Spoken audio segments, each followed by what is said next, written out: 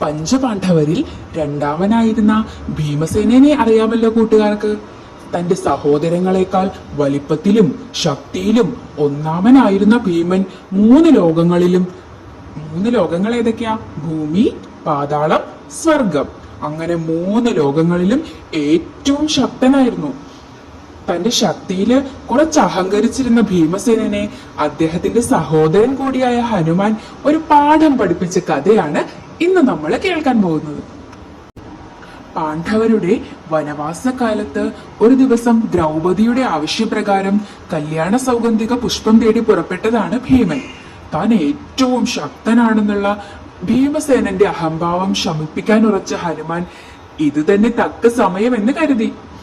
ഒരു വൃദ്ധ വാനരന്റെ രൂപത്തിൽ ഭീമൻ പോകുന്ന വഴിയിൽ ചെന്ന് നമ്മുടെ ഹനുമാനങ്ങ് കിടന്നു.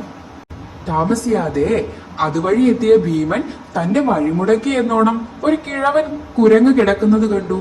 കുരങ്ങനെ പേടിപ്പിച്ചോടിക്കാൻ വേണ്ടി ഭീമൻ ഉറക്കെ അലറി.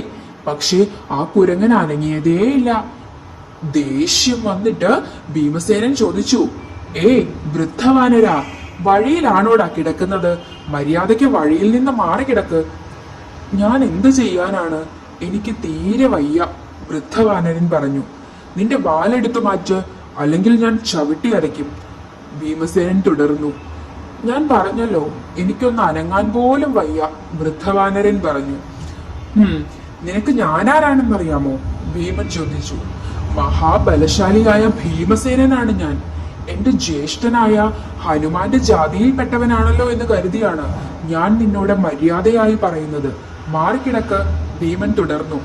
ഓ, അതിശക്തനായ ഭീമസേനനാണോ താങ്കൾ? എങ്കിൽ എന്നെ ചാടിക്കടന്നു പോയിക്കോളൂ എന്നായി വാനരൻ. മുതിർന്നവരുടെ മുകളിലൂടെ ചാടിക്കടക്കുന്നത് ഗുരുത്വമല്ല എന്നതുകൊണ്ട് താൻ അത് ചെയ്യില്ല എന്ന് ഭീമസേനൻ പറഞ്ഞു. എങ്കിൽ പിന്നെ ദയവായി അങ്ങന്റെ വാലെടുത്തു മാറ്റി കടന്നു പോകണം, എനിക്ക് തീരെ വയ്യാഞ്ഞിട്ടാണ്, കുരങ്ങൻ പറഞ്ഞു. നിന്റെ വൃത്തികെട്ട വാൽ ഞാൻ എടുത്തു മാറ്റാനോ? അത് കൊള്ളാം, ഞാൻ കൈവച്ചാൽ നിന്റെ വാൽ തകർന്നു പോകും, ഭീമൻ അഹങ്കാരത്തോടെ പറഞ്ഞു. എങ്കിലും സാരമില്ല, എനിക്കത് പൊക്കാൻ പോലും ആവതില്ലാഞ്ഞിട്ടാണ്, കുരങ്ങൻ വീണ്ടും പറഞ്ഞു. എങ്കിൽ ശരി. ഭീമസേനൻ കുരങ്ങനെ എടുത്തെറിയാമെന്ന് തന്നെ കരുതി തന്റെ ഗദ കൊണ്ട് കുരങ്ങന്റെ വാൽ തട്ടി നീക്കാൻ ശ്രമിച്ചു. വാൽ അനങ്ങാതായപ്പോൾ ഭീമൻ തന്റെ ഗദ കുരങ്ങന്റെ വാലിനടിയിലേക്ക് തിരുകി ഉയർത്താൻ ശ്രമിച്ചു. ഭീമനെ അത്ഭുതപ്പെടുത്തിക്കൊണ്ട് ഗദ രണ്ടായി ഒടിഞ്ഞു വീണു. അതോടെ ഭീമൻ തന്റെ തള്ളവിരലും ചൂണ്ടുവിരലും ഉപയോഗിച്ച് കുരങ്ങന്റെ വാലിൽ പിടിച്ചുയർത്താൻ നോക്കി. ഒരു ചാവാലി കുരങ്ങന്റെ വാലുയർത്താൻ അതുതന്നെ ധാരാളം എന്നായിരുന്നു ഭീമന്റെ ഭാവം. എന്നാൽ ആ വാലൊന്ന് അനങ്ങുക പോലും ചെയ്തില്ല. വാശിയോടെ ഭീമൻ തന്റെ കൈകൊണ്ട് വാലിൽ പിടിച്ചുയർത്താൻ ശ്രമിച്ചു. പക്ഷെ വാൽ മണ്ണിൽ ഉറച്ചു പോയതുപോലെ.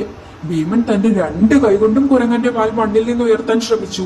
എന്നിട്ടും വാൽ ഒരു അല്പം പോലും അനങ്ങിയില്ല. ഭീമനുണ്ടോ വിട്ടുകൊടുക്കുന്നു?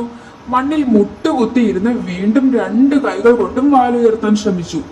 ഒരു രക്ഷയുമില്ല. ഭീമൻ വിയർത്തു കുളിക്കാൻ തുടങ്ങി. പലതരത്തിൽ ഇരുന്നും നിന്നും ഭീമൻ ആ കുരങ്ങന്റെ വാലെടുത്ത് മാറ്റാൻ നോക്കി. പക്ഷെ എന്തെല്ലാം ചെയ്തിട്ടും ഭീമൻ ആ വാലൊന്ന് അനക്കാൻ പോലും പറ്റിയില്ല. ഭീമൻ ആകെ നാണക്കേടായി. അതിനോടൊപ്പം തന്നെ ഭീമൻ ചിന്തിച്ചു, ഷെടാ, ഒരു ചാവാലി കുരങ്ങന് ഇത്ര ഭാരമോ? ഒരിക്കലുമില്ല. ഇതൊരു സാധാരണ കുരങ്ങാവാൻ തരമില്ല. ഇനിയിപ്പോൾ ശ്രീരാമഭക്തനായ ഹനുമാൻ തന്നെ പരീക്ഷിക്കാൻ എത്തിയതാകുമോ? അതോടെ ഭീമൻ തന്റെ അഹങ്കാരമെല്ലാം വെടിഞ്ഞ് വിനയപൂർവ്വം അപേക്ഷിച്ചു, ഹനുമാൻ സ്വാമി, അവിടെ നടിയന്റെ അവിവേകം പൊറുക്കണം. ഹനുമാൻ സ്വന്തം രൂപം കൈക്കൊണ്ട് ചാടി എഴുന്നേറ്റു. ഭീമൻ അദ്ദേഹത്തെ ആദരപൂർവ്വം വണങ്ങി. ഹനുമാൻ പറഞ്ഞു, എന്റെ പ്രിയ സഹോദര, നീ അതിശക്തനാണ്. പക്ഷേ അതോടൊപ്പം താൻ ഏറ്റവും ശക്തനാണെന്ന അഹങ്കാരം കൂടി നിന്നിലുണ്ട്. അത് ശമിപ്പിക്കുവാൻ വേണ്ടിയാണ് ഞാൻ ഇങ്ങനെ ചെയ്തത്. ഭീമന്റെ അഹങ്കാരമൊക്കെ എപ്പോഴേ പോയിരുന്നു. അദ്ദേഹം വീണ്ടും തന്റെ അവിവേകം പൊറുക്കാനും തന്നെ അനുഗ്രഹിക്കാനും ഹനുമാനോട് അപേക്ഷിച്ചു.